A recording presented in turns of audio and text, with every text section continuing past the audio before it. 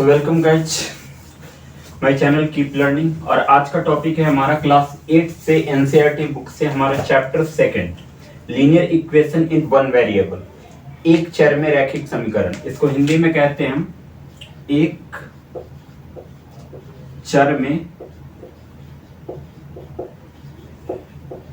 रैखिक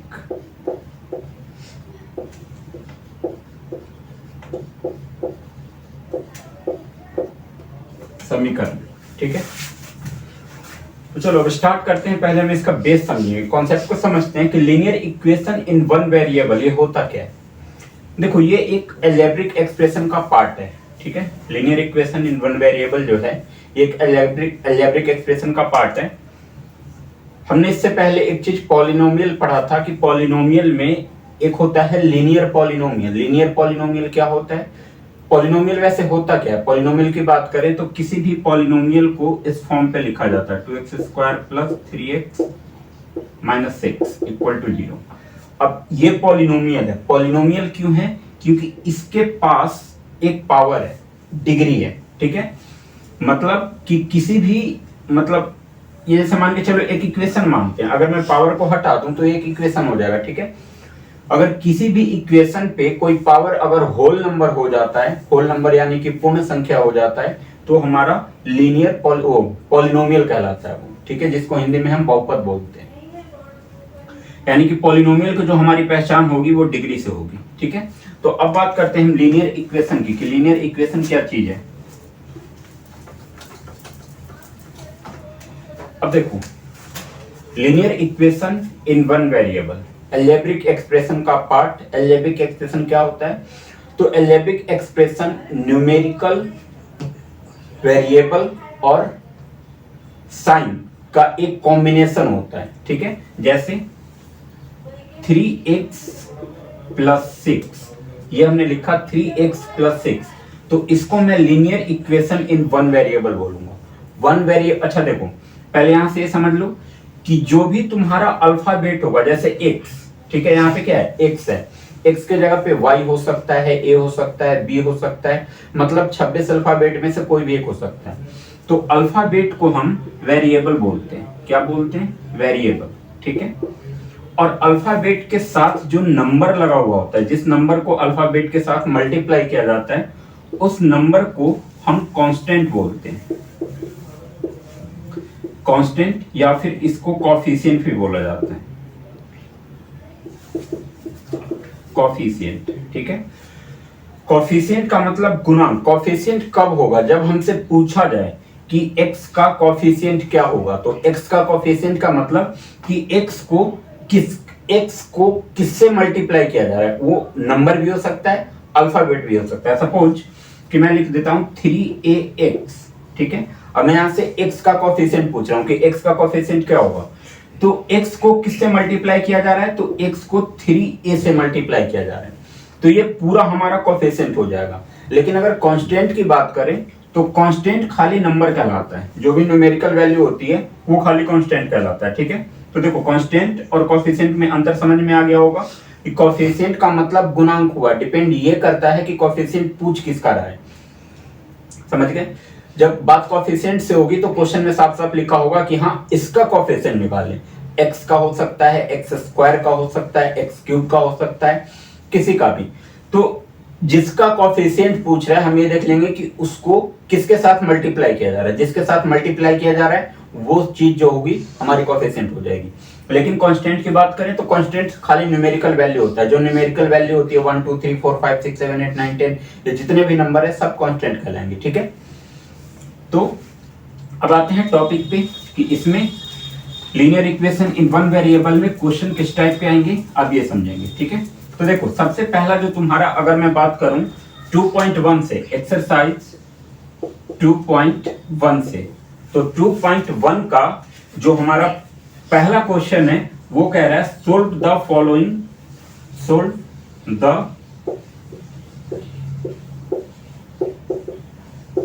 following equations.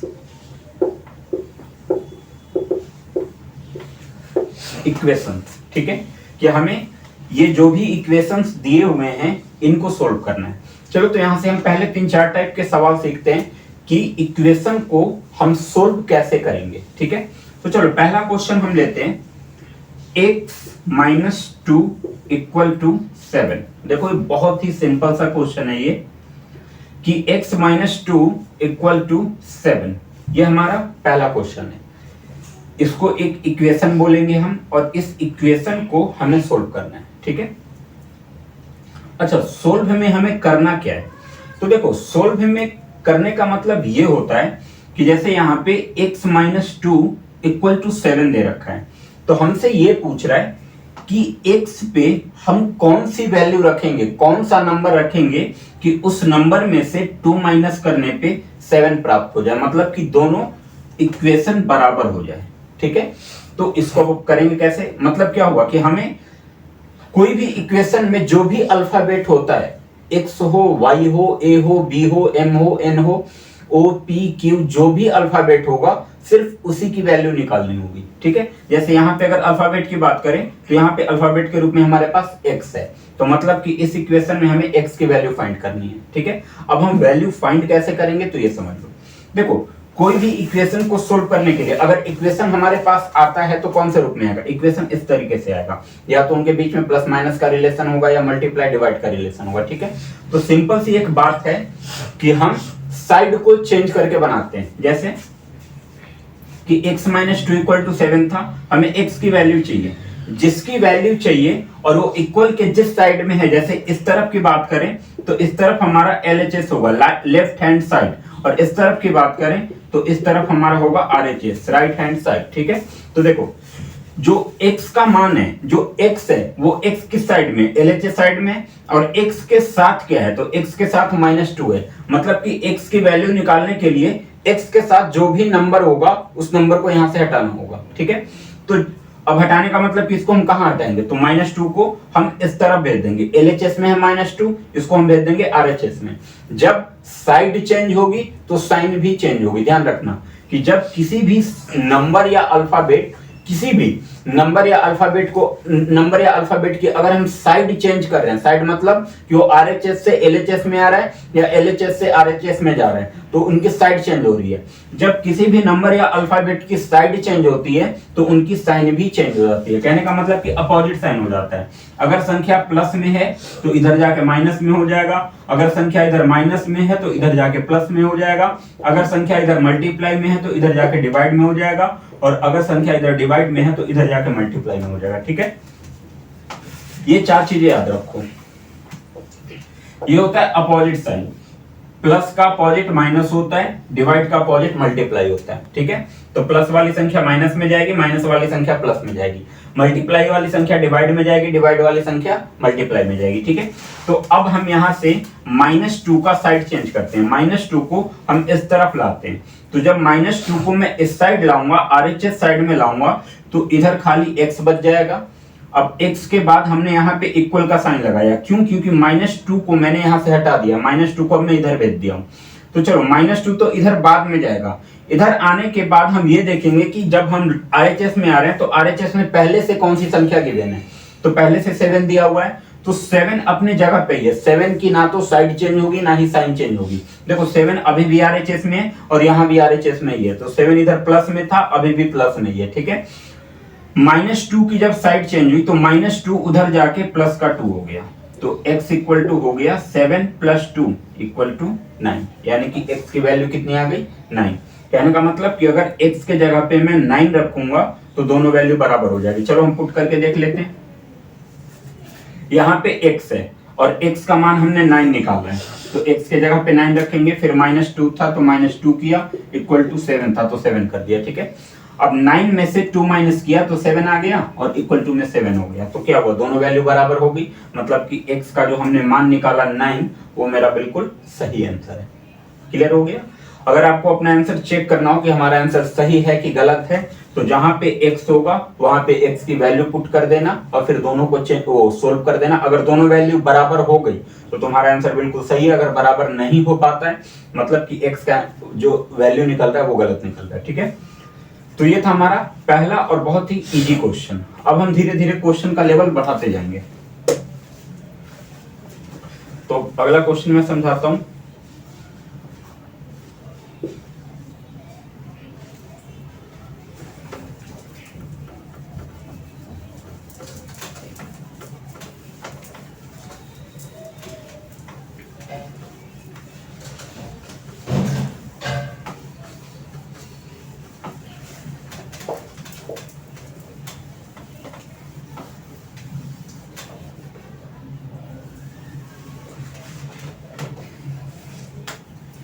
चलो अब एक क्वेश्चन रखता हूं मैं, क्वेश्चन नंबर 4, इसी का क्वेश्चन नंबर 4। तो बाकी सेकंड और थर्ड जो है वो पहले की तरह बिल्कुल, तो सोल्व कर लोगे। क्वेश्चन नंबर 4 समझते हैं क्या है।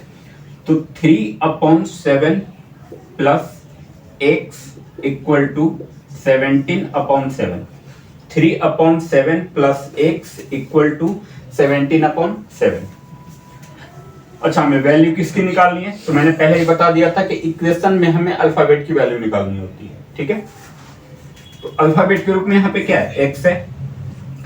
तो x की वैल्यू निकालने के लिए x के साथ जो संख्या दी हुई है, इस संख्या की हम साइड चेंज कर देंगे, ठीक है। तो देखो x अपने जगह पे ही है, x की मैं साइड चेंज नहीं कर रहा हूं। x यहाँ पे LHS में है, तो यहाँ पे भी x LHS में ही है। प्लस में था तो प्लस में ही है, मतलब कि किसी भी नंबर या अल्फाबेट के पहले कोई साइन ना हो तो प्लस का मानते हैं। तो चलो इसके पहले हम कोई साइन नहीं रखते, मतलब कि प्लस का ही है। अब लगाया इक्वल का साइन, जब इक्वल का साइन लगा तो इक्वल के इस तरफ जो पहले से था उसको हम वैसे ही रखेंगे। तो 17/7 पहले से था तो उसको हम वहीं का वहीं रखा। 3/7 की हमने साइड चेंज करी। 3/7 इधर प्लस में था, इसकी साइड इधर लिया है, तो ये आके इधर हो गया माइनस में, यानी कि 3/7 इधर हो गया माइनस में, ठीक है। तो अब क्या करेंगे हम? तो अब इसको सोल्व करना है। 17/7 में से 3/7 को हमें क्या करना है? माइनस करना है। तो ये जो है ये फ्रैक्शन माइनस है, फ्रैक्शन सब्ट्रैक्ट है। तो फ्रैक्शन सब्ट्रैक्ट को कैसे करते हैं? एलसीएम लेके इसका डिनोमिनेटर का एलसीएम निकाल दो। 7 हो गया, 7 से 7 को डिवाइड किया 1 हो गया, 1 को 17 से मल्टीप्लाई किया 17 हो गया। मतलब कि एलसीएम निकालने के बाद डिनोमिनेटर को एलसीएम के साथ क्या करोगे? डिवाइड करोगे, इसको इसके साथ डिवाइड करोगे। डिवाइड करने के बाद जितना आएगा उसको ऊपर वाले संख्या से मल्टीप्लाई करोगे, यानी कि नॉमिनेटर के साथ मल्टीप्लाई करोगे, ठीक है। तो 7 से 7 को डिवाइड किया तो 1 आया, और 1 को 17 से मल्टीप्लाई किया तो 17 आया। फिर माइनस का साइन लगा दिया। फिर सेम कंडीशन यहां भी वैसे ही हो जाएगा। 7 से 7 को डिवाइड करेंगे 1 होगा, और 1 को 3 से मल्टीप्लाई कर देंगे 3 हो जाएगा। तो 17 में से 3 को माइनस किया तो क्या हो गया? 14 हो गया। 17 में से 3 माइनस 14, नीचे 7 था, नीचे 7 लगाया, इक्वल टू में x था, यानी कि x का मान जो मेरा आया वो 14/7 आया। अब मैं ये देख रहा हूं कि 7 के टेबल में 14 आता है, तो 7 से 14 को 2 बार में कैंसिल कर दिया। अब जो आई x की वैल्यू क्या आ गई? 2 आ गई। तो हमारा ये आंसर हो गया। अब अगर आपको अपना आंसर चेक करना हो तो x के जगह पे x का मान रखो और चेक कर लो, ठीक है। तो ये था सेकंड टाइप का सवाल। पहले में क्या था? पहले में खाली नंबर था, मतलब फ्रैक्शन वाला नहीं था। इस वाले में फ्रैक्शन वाला है, तो फ्रैक्शन वाला भी समझ गए तुम लोग कि कैसे होगा। फ्रैक्शन देखो कंडीशन सबका सेम रहता है, बस कैलकुलेशन में अंतर हो जाएगा, ठीक है। कंडीशन एकदम सेम है, सेम बस इतना है कि किसी भी इक्वेशन में तुम्हें अल्फाबेट का मान निकालना है। कोई भी इक्वेशन में एक वेरिएबल के रूप में कुछ ना कुछ अल्फाबेट जरूर दिया होगा। वो x हो सकता है, y हो सकता है, m हो सकता है, n हो सकता है, कुछ भी हो सकता है। तो जो भी अल्फाबेट होगा उसकी वैल्यू निकालने के लिए उसके साथ में जो भी संख्या होगी, वो संख्या चाहे प्लस में हो या माइनस में हो या मल्टीप्लाई में हो या डिवाइड में हो, तो उसके हम साइड क्या कर देते हैं? चेंज कर देते हैं, ठीक है। चलो एक क्वेश्चन और मैं समझा रहा हूं, इसको समझो।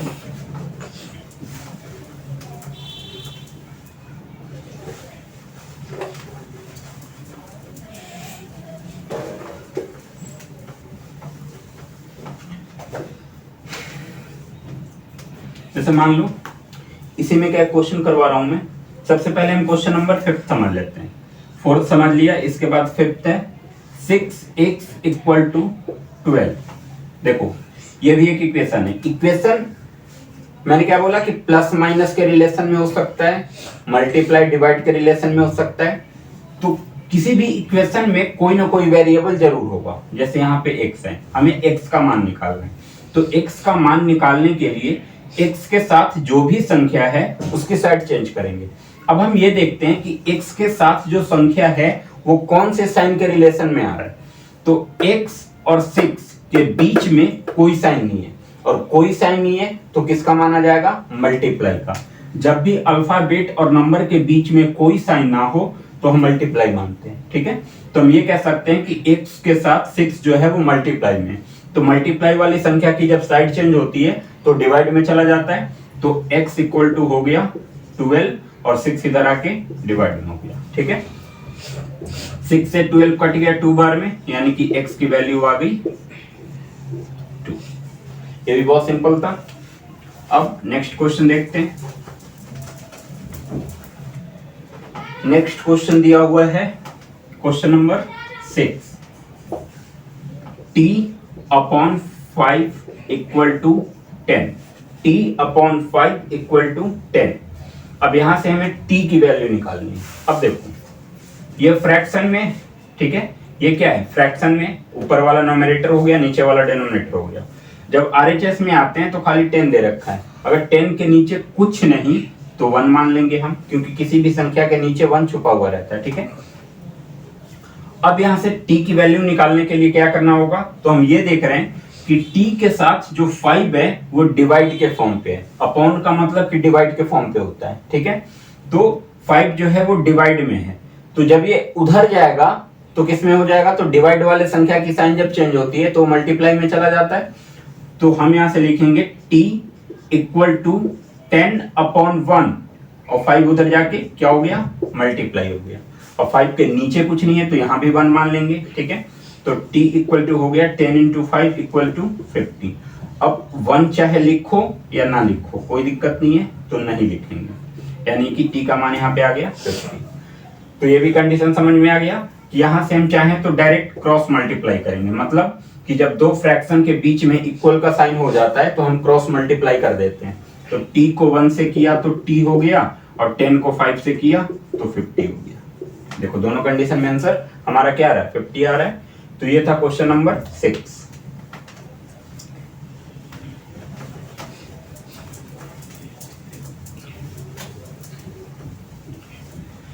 अब अगला क्वेश्चन जो है हमारा वो देखते हैं क्या है। देखो इसमें अब एक अलग टाइप का क्वेश्चन तुम्हारा आ जाता है, एक पॉइंट वाला क्वेश्चन है 8, ये भी समझ लो। 8वां क्वेश्चन क्या है, तो 1.6 इक्वल टू y अपॉन में 1.5, ठीक है। अब देखो ये जो हमने पिछला क्वेश्चन किया वो बिल्कुल सेम उसी की तरह ही है। तो 16 के नीचे कुछ नहीं है, 1 मान लेंगे, और यहाँ से हम कर देंगे क्या, क्रॉस मल्टीप्लाई, क्योंकि बीच में इक्वल का साइन है। तो जब भी बीच में इक्वल का साइन रहता है तो हम क्रॉस मल्टीप्लाई करते हैं। तो y को 1 से किया तो y हो गया, और 1.6 को 1.5 से किया तो 1.6 इंटू 1.5। अब मल्टीप्लाई कर देते हैं।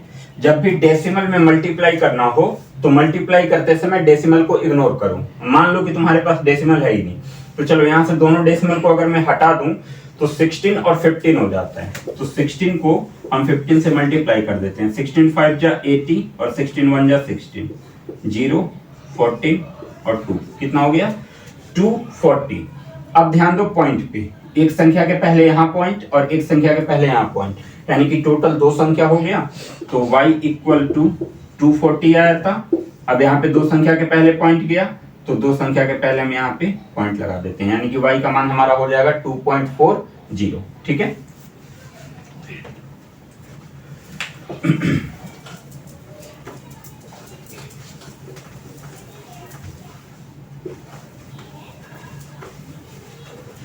अब क्वेश्चन नंबर 9 देखो। क्वेश्चन नंबर 9 है 7x माइनस 9 इक्वल टू 16। तो अब यहां से क्या करेंगे, तो सबसे पहले x के साथ दो संख्या दिख रहा है, एक तो 9 है और एक 7 है। अब देखो 2 संख्या है लेकिन दोनों में जो साइन का रिलेशन है वो अलग अलग है। 9 जो है वो माइनस के साइन में है और 7 जो है वो मल्टीप्लाई के साइन में। तो पहले किसको हटाएं, तो पहले हम प्लस माइनस वाले साइन को हटाते हैं, मतलब कि 7 एक सभी ऐसे ही रहेगा, -9 को उधर भेजेंगे तो प्लस का हो जाएगा, 9 इधर आके प्लस का हो गया। अब 7x इक्वल टू 16 और 9 को 25 वो प्लस करोगे तो 25 आएगा, और x इक्वल टू क्या होगा, x के साथ 7 मल्टीप्लाई में है तो इधर जाके डिवाइड में हो जाएगा, यानी कि x इक्वल टू 25/7। तो x का मान आ गया हमारा 25/7। ठीक है, तो ये था हमारा सोल्व वाला क्वेश्चन, जो कि इक्वेशन को हम सोल्व कर रहे हैं। अब एक टाइप के क्वेश्चन आते हैं सिचुएशन बेस्ड वर्ड प्रॉब्लम, मतलब कि जो तुम्हारा क्वेश्चन रहेगा वो स्टेटमेंट में देगा, उसके कुछ स्टेटमेंट बने होंगे, स्टेटमेंट को हमको पहले इक्वेशन में कन्वर्ट करना होगा, फिर इक्वेशन को हमें सोल्व करके आंसर लाना होगा। ठीक है, इसमें मैं चलो तो 2.1 के जितने भी टाइप्स थे वो मैंने सब अलग अलग करवा दिए, बाकी इन्हीं के टाइप्स में से सारे क्वेश्चन दे रखे हैं, तो एक क्वेश्चन समझ के उसके तरीके के जितने भी क्वेश्चन हैं उन सबको कर दो, और अलग से भी क्वेश्चन की इनकी प्रैक्टिस करो, तब जाके इनका बेस बहुत अच्छे से मजबूत हो जाएगा। अब हम बात करते हैं 2.2 की, एक्सरसाइज 2.2। एक्सरसाइज 2.2 तो वैसे काफी बड़ा है, 16 क्वेश्चन 16 क्वेश्चन है इसमें, बट सारे क्वेश्चन अगर करवाने बैठा तो काफी टाइम लगेगा। ठीक है, तो मैं एक एक क्वेश्चन करके आपको समझा देता हूँ, जो जो इंपॉर्टेंट टाइप के क्वेश्चन मुझे जो दिख रहा है वो क्वेश्चन मैं करवा देता हूँ यहाँ से। एक वीडियो में सेकंड चैप्टर अभी पूरा कंप्लीट नहीं होगा, ठीक है, तो हम कम से कम इसके 2 वीडियो ले चलेंगे, 2 वीडियो में हमारा पूरा ये कंप्लीट हो जाएगा। तो इसमें हम सबसे पहले पहला क्वेश्चन समझते हैं। सबसे पहले यहाँ से देखो, अब यहाँ से एक बात याद रखो कि जो भी स्टेटमेंट वाले सवाल होंगे, मतलब वर्ड प्रॉब्लम बेसिस क्वेश्चन होंगे, जो उन क्वेश्चन की स्टेटमेंट को समझना बहुत जरूरी है। एक बार स्टेटमेंट समझने लगोगे तो फिर इक्वेशन अपने आप बनने लगेगा, और स्टेटमेंट समझ में कैसे आएगा, तो 1-2 दिन की प्रैक्टिस से समझ में नहीं आएगा।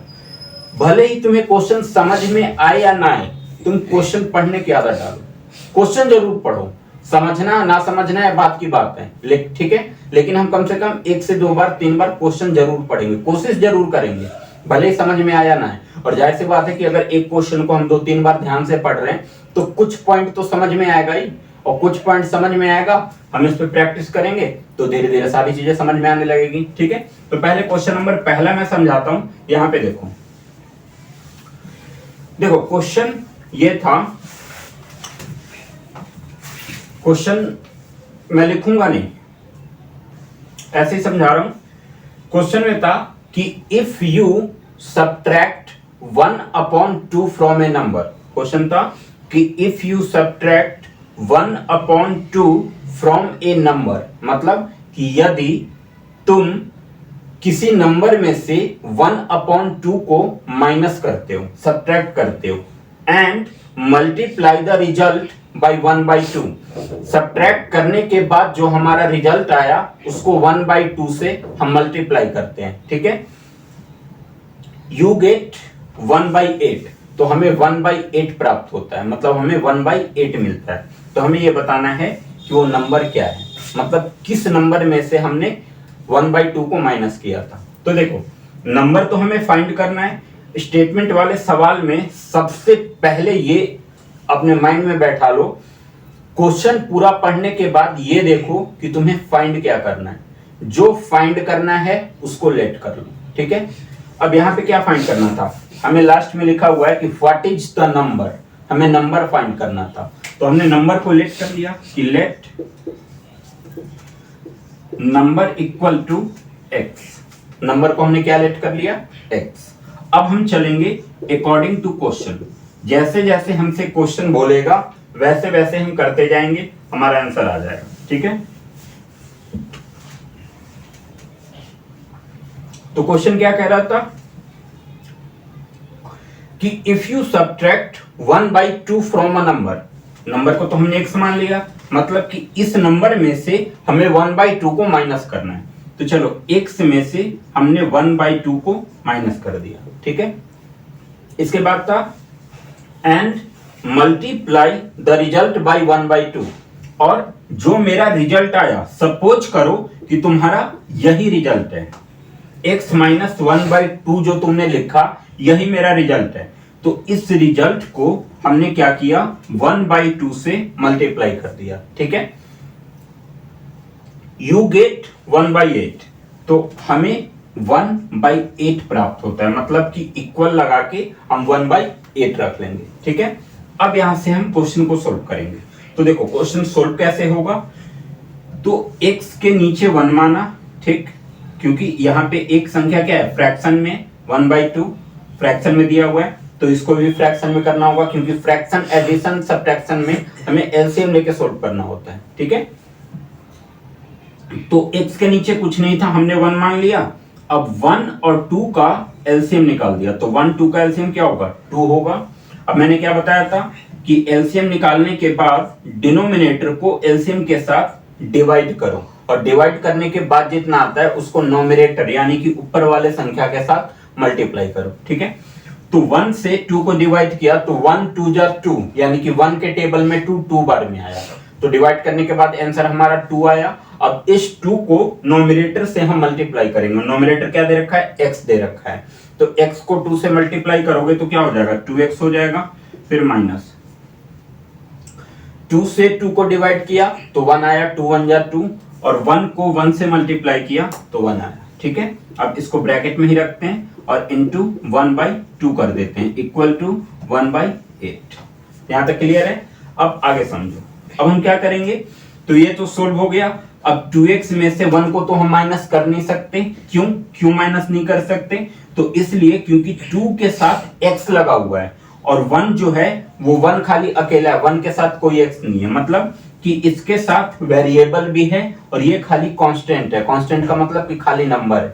ठीक है, तो जब भी प्लस माइनस होता है तो सेम वेरिएबल से प्लस माइनस किया जा सकता है, मतलब ये कि 2x प्लस 3x दिया हुआ है तभी ये प्लस हो सकता है, क्योंकि दोनों का वेरिएबल सेम है।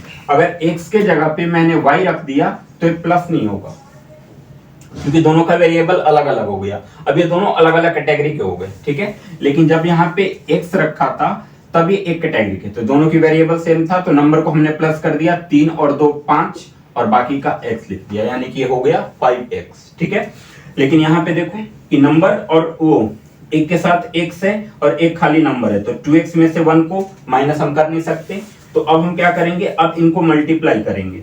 तो ऊपर 1 दे रखा है, तो ऊपर वाले को ऊपर वाले के साथ मल्टीप्लाई करेंगे और नीचे वाले को नीचे वाले के साथ मल्टीप्लाई करेंगे। ठीक है, तो 1 को 2x से मल्टीप्लाई किया तो 2x आ गया, और 1 को -1 से मल्टीप्लाई किया तो -1 आ गया, और 2 को 2 से मल्टीप्लाई किया तो 2 2 जा 4 हो गया, इक्वल टू 1/8 हो गया। ठीक है, 2x - 1 अपॉन में 4 इक्वल टू 1/8। अब हमें यहां से क्या करना है, तो देखो अब कंडीशन क्या बन गया कि इधर फ्रैक्शन हो गया और इधर भी फ्रैक्शन हो गया, बीच में लग गया इक्वल का साइन। अब इसको तो हम सोल्व कर नहीं सकते, तो ऐसे कंडीशन में लास्ट में हम क्या करते हैं, क्रॉस मल्टीप्लाई, मतलब कि तिरछा तिरछा हम मल्टीप्लाई कर देंगे। तो देखो 8 को 2x से मल्टीप्लाई करेंगे तो 8 2 जा 16, और बाकी का x, तो 16x, और 8 को फिर -1 से मल्टीप्लाई किया तो -8। ठीक है, और फिर 1 को 4 से मल्टीप्लाई किया तो इक्वल का साइन लगा के हम लिख देंगे 4। आगे समझ में? फिर से एक बार देख लो, 8 को 2x से मल्टीप्लाई किया तो 8 2 जा 16 और बाकी का x, फिर 8 को -1 से मल्टीप्लाई किया तो -8, फिर बीच में इक्वल का साइन लगा, और 4 को 1 से मल्टीप्लाई किया तो 4 हो गया। ठीक है, अब यहाँ से x का मान निकालने के लिए धीरे धीरे नंबर को हटाएंगे यहाँ से, तो पहले प्लस माइनस वाला नंबर हटेगा, तो यहाँ पे हो गया 16x इक्वल टू, इक्वल के उधर 4 पहले से था और 8 उधर जाके प्लस का हो गया, तो 16x इक्वल टू हो गया 8 + 4 इक्वल टू 12, और x के साथ 16 मल्टीप्लाई में है तो इधर जाके डिवाइड में हो जाएगा, यानी कि x का मान आ गया 12/16। अब क्या होगा, 4 के टेबल से दोनों कटेगा, 4 3 जा 12 और 4 4 जा 16, यानी कि x का मान क्या आ गया, 3/4। तो x की वैल्यू 3/4 आ गया, और हमने नंबर को क्या लेट किया था, x लेट किया था, तो हम यहाँ पे लिख देंगे देन नंबर इक्वल टू 3/4। ये हो गया पहले का आंसर। ठीक है, इजी था। देखो हमें बस स्टेटमेंट को समझना है, एक बार स्टेटमेंट समझ में आ गया तो फिर इक्वेशन बनाना कोई बड़ी बात नहीं है, इक्वेशन तो ऐसे मिनट में बन जाएगा, ठीक है। तो एक बार स्टेटमेंट समझने की आदत डालो। और सबसे बड़ी समस्या ये है क्वेश्चन ना पढ़ना, जब तक क्वेश्चन पढ़ने की आदत नहीं होगी तब तक स्टेटमेंट समझ में नहीं आएगा। पहले क्वेश्चन पढ़ने की आदत डालो, जैसे ही क्वेश्चन पढ़ने की आदत हो जाएगी वैसे ही स्टेटमेंट समझना स्टार्ट कर दोगे, ठीक है। तो अब हम देखते हैं अगला क्वेश्चन कौन सा इंपॉर्टेंट है।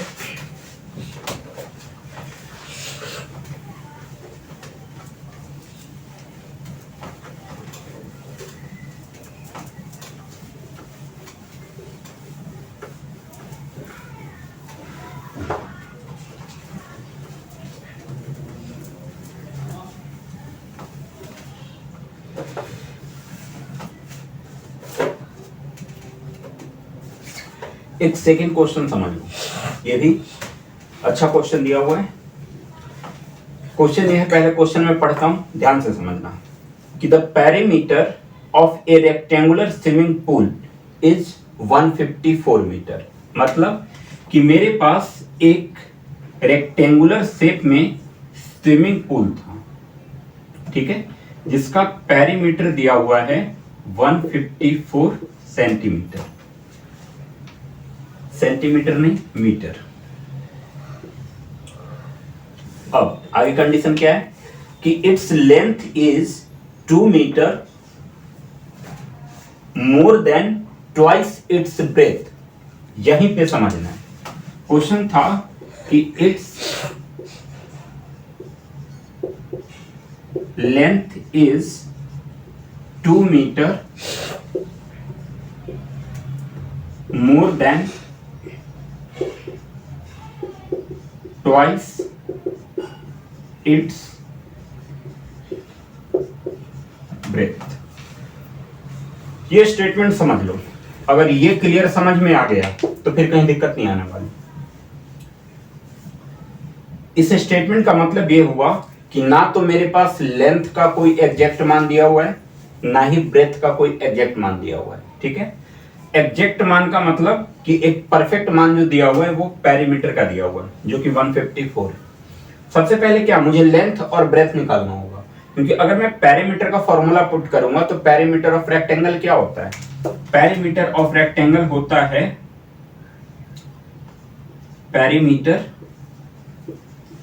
जैसे पेरीमीटर का मान कितना 154 गिवन है, तो पेरीमीटर ऑफ रेक्टेंगल होता क्या है, तो 2 into L plus B, 2 into L plus B, यानी कि लेंथ प्लस ब्रेथ, एल से लेंथ बी से ब्रेथ इक्वल टू 154 मीटर। अब यहाँ पे ध्यान दो, हमने पेरीमीटर का फॉर्मूला लिखा 2 इंटू लेंथ प्लस ब्रेथ, तो इस पेरीमीटर के फॉर्मूले में मुझे लेंथ की भी जरूरत है और ब्रेथ की भी जरूरत है, यानी कि लेंथ की भी वैल्यू मुझे चाहिए और ब्रेथ की भी वैल्यू चाहिए जब भी तुम पेरीमीटर निकालेंगे। लेकिन ना तो मेरे पास लेंथ दिया हुआ है और ना ही ब्रेथ दिया हुआ है, तो दोनों को लेट करते हैं। कैसे, ये समझो, यहां समझना, its length is 2 metre more than twice its breadth. मतलब यह हुआ कि इसकी जो लंबाई है, ठीक है, वो चौड़ाई के दुगने से 2 मीटर ज्यादा है। मोर मतलब ज्यादा, ठीक है, और लेस मतलब कम। बात अगर मोर की हो तो हम प्लस करेंगे, लेस की हो तो माइनस करेंगे, ठीक है। तो यहाँ पे 2 मीटर मोर है, मतलब कि 2 मीटर ज्यादा है। क्या है ज्यादा, तो लेंथ जो है वो ब्रेथ के दुगने से 2 मीटर ज्यादा है। तो अब ये देखो कि जो पहले मुझे वैल्यू लेट करना होगा वो किसकी लेट करना होगा, लेंथ की या ब्रेथ की। तो ध्यान से समझना कि लेंथ जो था वो ब्रेथ के दुगने से 2 ज्यादा था। तो जब तक मुझे ब्रेथ की वैल्यू पता नहीं चलेगी जब तक मैं लेंथ नहीं निकाल पाऊंगा। अब इसको अगर एक और तरीके से समझने की कोशिश करें तो 2 बंदे हैं राम और श्याम, तो राम की जो एज है वो श्याम की एज से 5 साल ज्यादा है। तो बताओ सबसे पहले मुझे किसकी एज पता करना पड़ेगा, राम की या श्याम की। राम जो है वो श्याम से 5 साल बड़ा है, तो जब तक श्याम की एज मैं पता नहीं करूंगा तब तक राम की एज कैसे निकलेगा, क्योंकि श्याम की एज पता चल जाएगी तो उसमें 5 प्लस कर दूंगा तो राम की एज निकल जाएगी। तो सेम कंडीशन यहाँ पे कि इसका जो लेंथ है वो ब्रेथ के दुगने से 2 मीटर ज्यादा है। तो हम ब्रेथ को लेट कर लेते हैं। पहले हमने लिखा कि let breadth equal to x, breadth को हमने क्या लेट किया एक्स, तो देन लेंथ इक्वल टू क्या हो जाएगा, तो लेंथ क्या होगा, तो लेंथ था क्या, तो लेंथ जो था वो ब्रेथ के दुगने से, ब्रेथ हमारा x है तो x का दुगना क्या होगा, तो x का दुगना यानी कि ट्वाइस, ट्वाइस का मतलब दुगना होता है, तो x का दुगना जो होगा वो 2x हो जाएगा। दुगना का मतलब क्या, 2 से मल्टीप्लाई कर दो, 2 गुना मतलब 2 और गुना, 2 को गुना कर दो तो 2 गुना हो जाता है, ठीक है। तो x हमारा पहले से था और x को अगर 2 गुना करना है तो x को 2 से मल्टीप्लाई करूंगा तो ये 2x हो गया। तो लेंथ जो था वो ब्रेथ के 2 गुने से 2 ज्यादा था। अब मैं इसमें 2 को प्लस कर दूंगा, तो जो मेरा लेंथ निकला वो 2x प्लस 2 हो गया, मतलब कि ब्रेथ के दुगने से 2 ज्यादा। तो अब ब्रेथ का भी मान आ गया, लेंथ का भी मान आ गया। अब इस फॉर्मूले पे पुट कर देंगे। तो अब देखो यहां पे 2 इंटू लेंथ के जगह पे हम रखेंगे 2x प्लस 2 और फिर ब्रेथ के जगह पे रखेंगे x इक्वल टू 154। अब इसको सोल्व कैसे करना है, तो ये तो ब्रैकेट के अंदर है, तो ब्रैकेट के अंदर तो ये मतलब आपस में ही सोल्व होगा। अब ब्रैकेट के बाहर की अगर बात करें तो ब्रैकेट के बाहर मुझे 2 दिख रहा है। अब 2 तो दिख रहा है लेकिन मुझे ये पता करना होगा कि 2 जो है वो किस साइन के रिलेशन में है, यानी कि 2 का साइन से क्या संबंधित रिलेशन है। तो 2 अगर देख रहे हैं इस ब्रैकेट के साथ अगर 2 को हम कनेक्ट करें तो ब्रैकेट और संख्या के बीच में कोई साइन नहीं है, कोई साइन नहीं है, मतलब कि हम मल्टीप्लाई मानेंगे और मल्टीप्लाई वाली संख्या की जब साइड चेंज होती है तो वो किस में चला जाता है, डिवाइड में। यानी कि अब देखो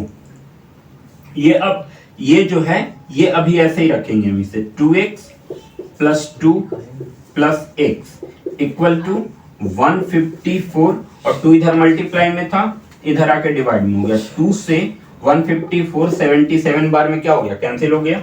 अब बात करते हैं इसकी, तो यहाँ पे है 2x और यहाँ पे है x। इस x के पहले 2 लगा हुआ है और इस x के पहले कोई संख्या नहीं है। अगर कोई संख्या नहीं है तो क्या मानेंगे, 1 मानेंगे। तो ये हो गया 2x, कोई संख्या आगे, कोई साइन नहीं आगे, मतलब प्लस का है और x के पहले भी प्लस का साइन है। तो प्लस और प्लस क्या होता है, प्लस होता है। मैंने पहले ही बता दिया था तुम्हें कि इक्वेशन में हम प्लस माइनस किसको करेंगे, तो इक्वेशन में प्लस माइनस वही हो सकता है जिसका वेरिएबल सेम हो। तो वेरिएबल सेम का मतलब कि ये x था यहाँ भी और यहाँ भी x था, तो दोनों का वेरिएबल सेम हो गया, इसलिए हम इसको प्लस कर रहे हैं। तो 2 और इसके पहले 1 था तो 1, 2 और 1 कितना हो गया 3, तो ये हो गया 3x, बाकी का प्लस 2 बचा इक्वल टू इधर हो गया 77। ठीक है, तो देखो 2 को हमने इसमें ऐड क्यों नहीं किया, क्योंकि 2 के साथ वेरिएबल नहीं लगा हुआ था। ठीक है, तो अब आगे क्या सोल्व होगा, तो देखो अब यहाँ पे इसको समझाता हूँ। 2 इधर प्लस में था तो 2 की अगर मैं साइड चेंज करूंगा तो उधर जाके माइनस में हो जाएगा, यानी कि यहाँ पे बच गया 3x इक्वल टू 77 पहले से था और 2 इधर जाके माइनस का हो गया, यानी कि 3x इक्वल टू 77 माइनस 2 75 हो गया और x इक्वल टू 75 अपॉन में 3 इधर मल्टीप्लाई में था तो इधर आके डिवाइड में हो गया और ये कैंसिल हो गया 25 बार में, यानी कि x की वैल्यू आ गई 25। ठीक है, तो जब x की वैल्यू 25 आ गई तो ब्रेथ को हमने x लेट किया था और x की वैल्यू 25 आई, मतलब कि ब्रेथ की वैल्यू कितनी हो जाएगी 25 हो जाएगी, तो ब्रेथ इक्वल टू 25 मीटर हो गया। ठीक है, लेंथ कैसे निकालेंगे, तो लेंथ जो तुमने लेट किया था और लेट करने में x के जगह पे x की वैल्यू रख दो, तुम्हारा ये दिया जाएगा। तो 2 इंटू x के जगह पे 25 प्लस 2, 25 2 जा 50 प्लस 2 और 50 प्लस 2 इक्वल टू 52, यानी कि ब्रेथ मेरा 25 हो गया और लेंथ जो हुआ वो 52 मीटर हो गया। तो ये था क्वेश्चन नंबर 2। ठीक है, और बाकी आज के वीडियो में बस इतना ही रखो, इतने को पहले अच्छे से समझो और इसकी अच्छे से प्रैक्टिस करो। इसके जो आगे के क्वेश्चन है तो 16 में से मैं करीब करीब 4-5 क्वेश्चन और बताऊंगा। ठीक है, इसमें जैसे एक क्वेश्चन समझा के उस बेस पे 2 क्वेश्चन दे दिया तो मतलब कि क्वेश्चन टाइप बेस से एक क्वेश्चन में समझा दूंगा, बाकी के जो एक दो क्वेश्चन उसी टाइप के होंगे उसका रिवीजन आपको खुद करना होगा। ठीक है, देखो खुद पे भरोसा रखो। मैथ को जितना कठिन बनाने की कोशिश करोगे वो उतना ज्यादा ही कठिन होगा। जिस दिन तुमने ये सोच लिया कि मैथ आसान है, उस दिन से तुम्हें मैथ आसान लगने लगेगा। ठीक है, तो आज फिलहाल इतना ही रखते हैं। अगर इतने में कोई भी डाउट हो या कहीं से भी कुछ भी प्रॉब्लम हो तो आप कमेंट में बता सकते हो। हम अगले वीडियो में उस डाउट को क्लियर कर देंगे। और बाकी आप लोग अच्छे से पढ़ाई करो, मेहनत करो, लाइफ में बहुत आगे बढ़ो, ये हमारी दुआ है। चलो फिर मिलते हैं अगले वीडियो में।